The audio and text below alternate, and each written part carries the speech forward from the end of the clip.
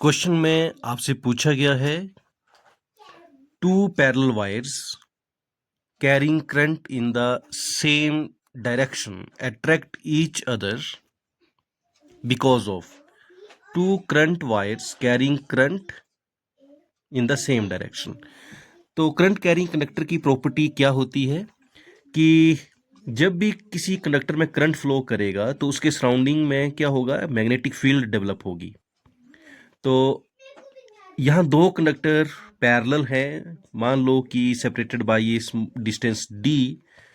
तो ये parallel conductor same direction में करंट को कैरी कर रहे हैं, तो एक कंडक्टर की मैग्नेटिक फील्ड जो होगी वो दूसरे कंडक्टर के चार्ज के लिए अट्रैक्शन डेवलप करेगी,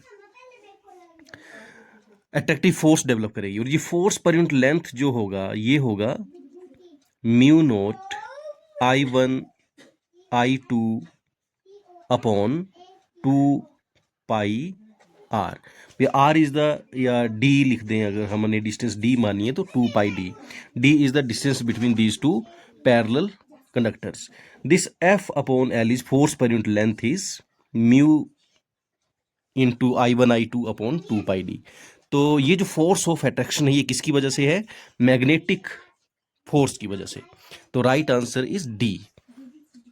इसी तरह से अगले क्वेश्चन की हम बात करें तो अगला क्वेश्चन है आपका, number of turns of a coil is doubled, how will its self inductance be affected? अगर हम कोयल के टर्न्स को बढ़ा दें, डबल कर दें, तो उसकी सेल्फ इंडक्टेंस पर क्या फर्क पड़ेगा। तो हमें पता होना चाहिए कि जो सेल्फ इंडक्टेंस है that is directly proportional to square of the number of turns.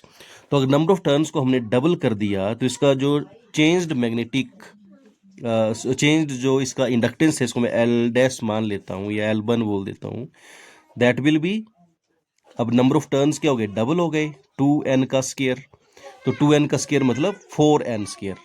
तो अब ये जो नया इंडक्टेंस बना वो क्या हो गया, 4 टाइम, इट बिकम्स 4 टाइम्स। तो राइट आंसर इज सी।